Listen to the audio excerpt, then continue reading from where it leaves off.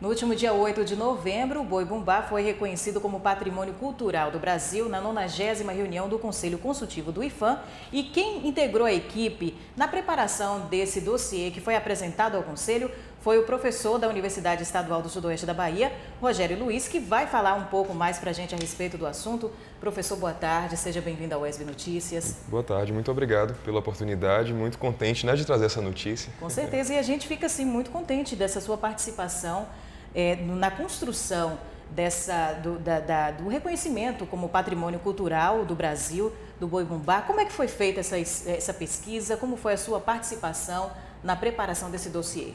Pois é, Cristiane, foram 3 anos de trabalho, né?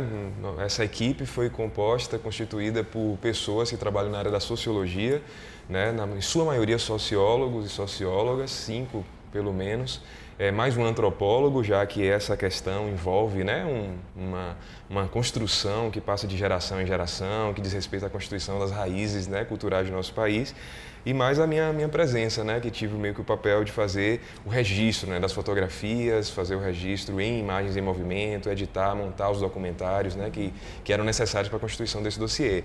A equipe ela foi constituída em sua maioria por pessoas, né, por pesquisadores da Universidade de Brasília, né, que já vem desenvolvendo um trabalho na área da cultura, já tinham feito pesquisas na área relacionadas ao Carnaval do Rio de Janeiro, relacionadas ao Carnaval de Salvador, né, sob a coordenação do professor Edson Silva Farias, que é um sociólogo de muito reconhecimento nacional. E aí a gente então, né, com essa equipe, nós fizemos 2 viagens ao estado do Amazonas para ir em busca, né, das informações que iriam subsidiar a constituição desse dossiê. E o que nós encontramos foi uma história muito bonita, né, uma história muito forte, que está muito associada à raiz daquele povo, que diz respeito a uma movimentação socioeconômica, que diz respeito a uma perspectiva afetiva profunda, que eles são apaixonados pelo que fazem. Então é uma festa que movimenta, né, que dá trabalho às pessoas, que dá sentido à vida das pessoas, né? Então o nosso trabalho foi muito esse, né? Nós que éramos em sua maioria pessoas de fora do estado, né, que não tínhamos essa relação, fomos com um olhar bastante de fora, né, tentando filtrar da melhor maneira possível. O que nós encontramos foi isso, né, uma festa, por exemplo, em Parintins, que movimenta milhões e que leva mais de 50 mil pessoas por noite para o Bumbódromo. Mas, além disso, encontramos pequenos bois encravados na floresta amazônica, né, feitos dessa forma, né, o neto ensinando aprendendo com o avô que ensina para os seus filhos, e que assim vai, né, eles vão compondo, vão constituindo as próprias alegorias, construindo a própria cenografia, construindo o próprio boi, compondo as próprias canções. Então, de modo geral, foi assim que a gente trabalhou nesses 3 anos. É interessante porque quando a gente pensa no norte do Brasil, a gente tem aquela ideia de um pouco distante, assim, entre aspas, da nossa realidade. Mas, como você bem ressaltou na sua primeira resposta, é uma cultura tão forte deles que atinge todo o Brasil e é uma coisa que está muito presente no cotidiano daquele povo. Como é que você avalia a importância social, cultural, econômica desse reconhecimento? Eu tenho falado muito com meus amigos, com as pessoas com quem eu converso sobre esse processo, que eu acho que todos nós merecemos essa oportunidade de desembarcar em Manaus, seja lá de que forma for, e depois embarcar num barco, dormir de rede e subir o rio em direção a esse Brasil profundo, né, que a gente às vezes desconhece e trata de forma tão preconceituosa por vezes, né? É uma descoberta muito bonita, porque a gente tem uma construção que eu acho que é muito distante, muito equivocada do que é a riqueza daquele lugar. Então, o que a gente aprendeu nesse sentido foi muito isso, sabe? Em muitos momentos, é claro que a gente vê o quanto nós somos parecidos e iguais, né? De imaginar que essa é a forma do amazonense de celebrar o São João, né? Enquanto a gente faz nossas fogueiras, as nossas bandeirinhas, a gente dança forró e come as comidas típicas, eles fazem isso, dançam boi, né? Brincam de boi. Então eu acho isso muito forte, sabe? Assim, a forma, principalmente como o boi, ele aglutina, né?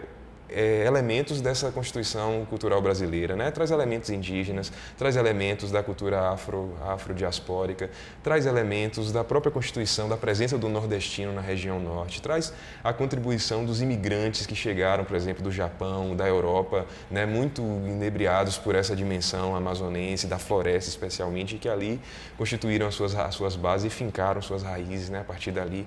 Então, acho que o boi ele tem uma capacidade incrível de reunir elementos, né? De reunir reunir elementos de outras festas do Brasil, por exemplo, do Carnaval do Rio de Janeiro, do Carnaval de São Paulo e, enfim, da festa junina, nordestina.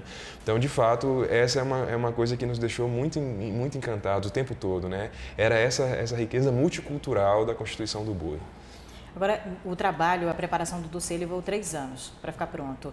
Qual foi assim, o principal desafio, a principal dificuldade que vocês enfrentaram assim, durante esse trabalho? Acho que a principal dificuldade é tentar reunir num dossiê só tantos lugares diferentes. É muito impressionante o tamanho daquela região.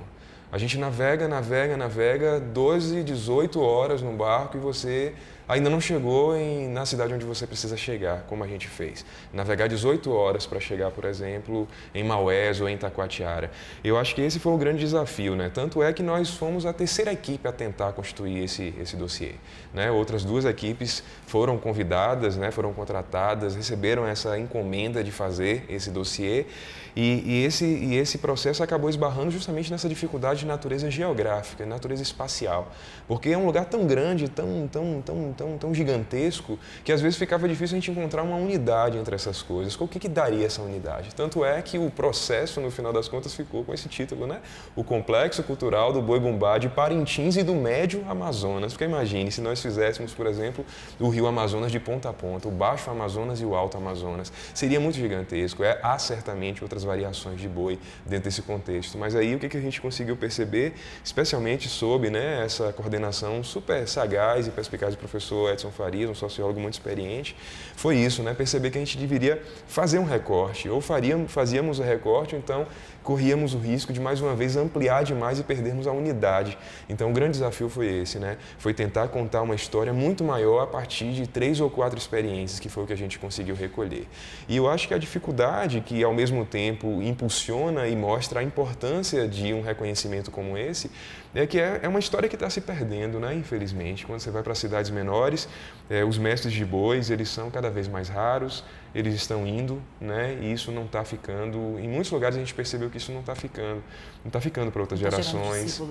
As pessoas não estão muitas vezes se interessando, né? E isso faz parte do processo do reconhecimento, né? Que é uma coisa que a nossa recomendação de salvaguarda, por exemplo, aponta.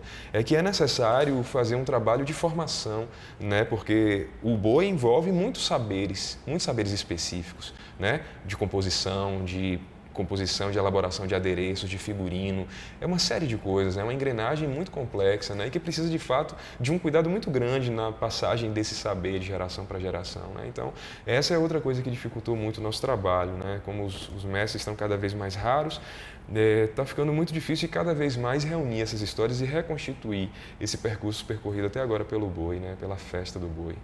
Ok, professor, a gente ficaria a tarde toda falando a respeito desse assunto, mas infelizmente o nosso tempo é curto. Eu quero agradecer por ter aceitado o convite, falar com a gente a respeito sobre isso e parabenizar pelo reconhecimento e pelo trabalho. Muito obrigado pela oportunidade, pelas palavras e pela atenção. Boa tarde mais uma vez. E o ESB Notícias fica por aqui. Uma boa tarde para você.